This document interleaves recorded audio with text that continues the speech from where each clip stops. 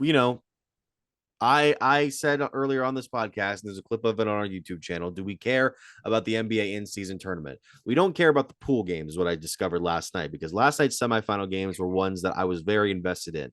From the merged broadcast of ESPN and TNT's crews to the matchups that we did get in the East and the West. I found myself being captivated more and more by this Vegas set. Uh, Very flashy, very colorful. Final four in a sense for the NBA that has one of the marquee teams with one of the marquee players in the West and LeBron and the Lakers pitting up now against this sort of scrappy underdog team in the Indiana Pacers who beat the Milwaukee Bucks last night. I mean, I don't. I'm still jury's out still for me on whether or not the in-season tournament is the success that the NBA wants it to be. But I think last night was a big step up from where I had been the previous couple of weeks, where we're just getting these random games with these dumb looking courts and weird jerseys. But now I'm starting to come around on it.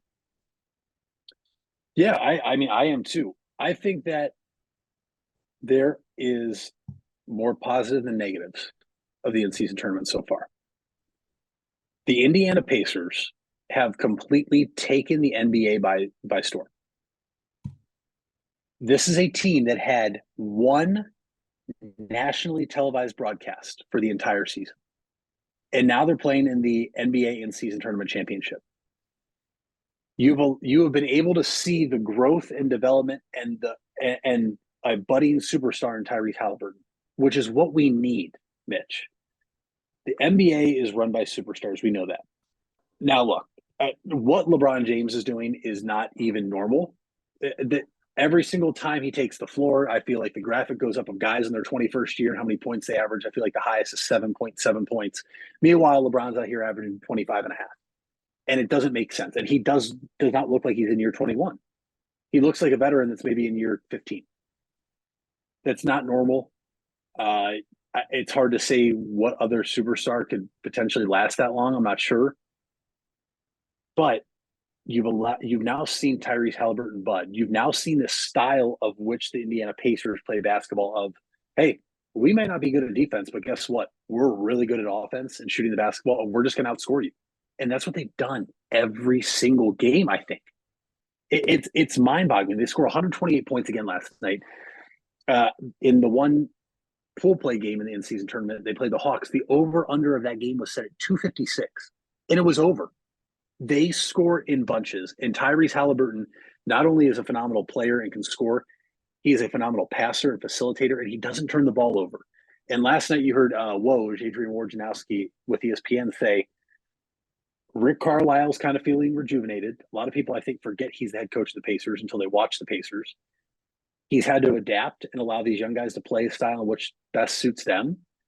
And now Tyrese Halliburton apparently is in this driver's seat, you'd say, of becoming a superstar and going to the front office and saying, hey, I'm committed to staying here. Let's go make some moves. I'm going to try to get guys to come play in Indiana, which isn't easy.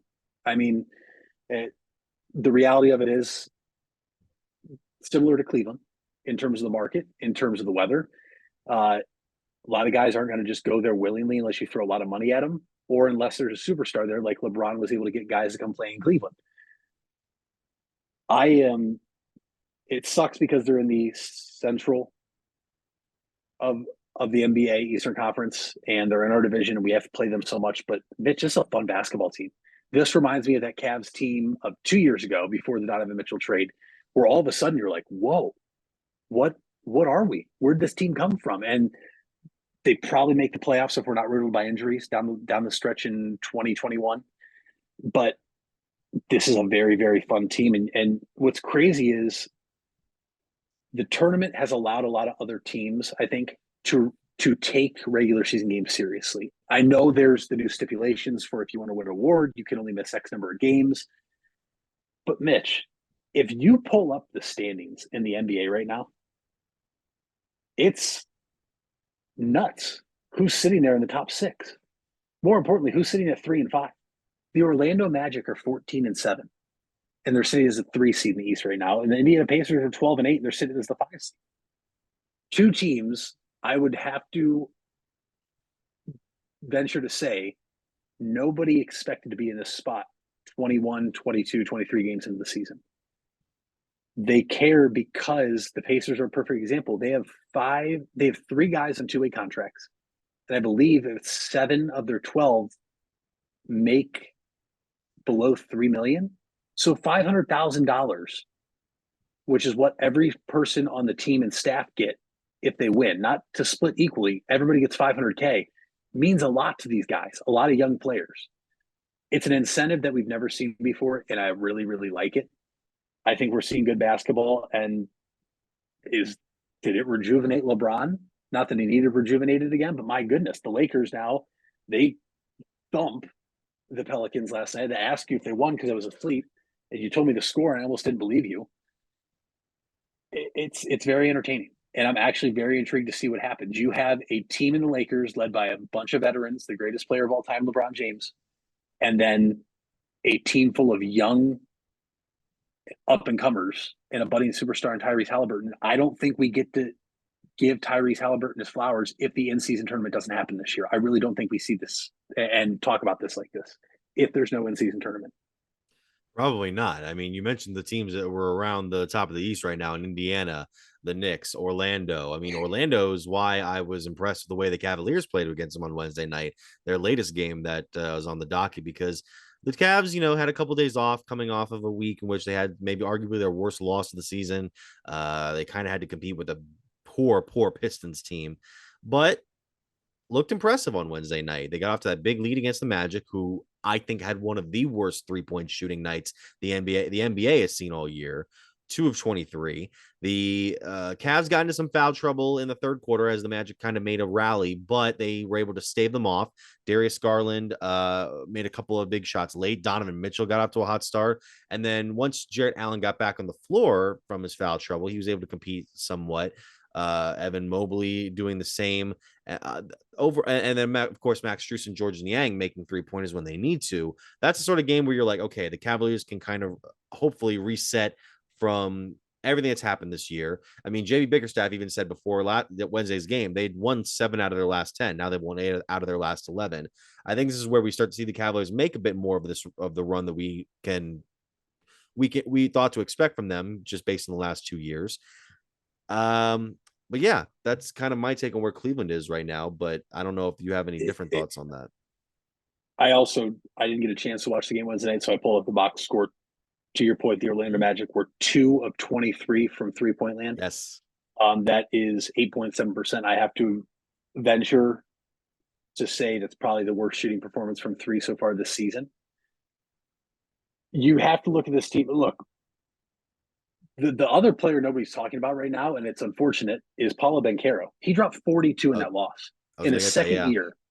And he has been phenomenal. You look at Franz Wagner, though, Mitch, 3 of 16. This is a guy that the Magic need, and he has been so good. But you have to give credit to the bigs and Evan Mobley and also Jarrett Allen, as well as whoever else was guarding him that night, because they made it tough on him. Even Tristan Thompson had a block in that game that kind of really helped the team get back settled on offense after Orlando was making a couple of shots in there. Orlando had so many and ones. That team was just bullying inside, and it was so frustrating to see, especially with the way Banchero can move around well. There were angles that he was taking these layups on that I was like, how are you even able to make that? But yeah, to your point, the guy is one of the most undersold players right now. And to your point as well about the and ones, the Magic attempted 37 free throws the other night to the Cavs 20 attempts. So that's in the first half. It was crazy. It was like they were in the 20s in their free throws. Cavaliers were 8 of 9. So as much as some people were complaining about the officiating, and there were some poor officiating calls that night, the Cavs actually challenged 2 calls that were fouls on them, and both of them were successful. I think it was more so just Orlando being on average one of the tallest. I think they might be the on average tallest starting 5 in the NBA, because like Banchero was standing over Dean Wade the whole time while he was defending him.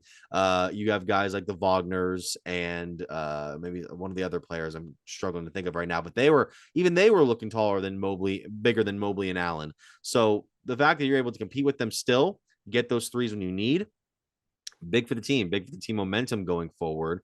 And hopefully I don't know what's exactly going on in the locker room. Only people who know that are the people in the locker room. But I'm hoping that can kind of alleviate some of the hard feelings that have been purported uh, between player and coach. Because I think JB Bickerstaff's done a fantastic job of turning this whole team around from where he started with the job to where they are currently. It's more so a case of, can you make the next step? And we don't know if they can make the next step yet, but the loss or wins like this can take the stress of those doubts off of you for at least some period of time. Absolutely. Isn't it funny? Because I feel like not even 10 games into the season, when the Cavs opened the season and struggled, it was, is it time to get rid of JB Bickerstaff? Yeah. It's not how you start. Okay. I mean, for example, and I'll go back to it now with the NBA, the current standings. Last year, the Los Angeles Lakers started off dreadful in the NBA. And this year, they've turned it around. They're already in the top 6 of the Western Conference, which is where you want to be, avoid the play in. This Cavaliers team is going to be based, unless they completely bottom out, which, assuming they stay healthy, Mitch, I don't see this team bottoming out. There's too many guys that can score the basketball, too many guys that can help defend.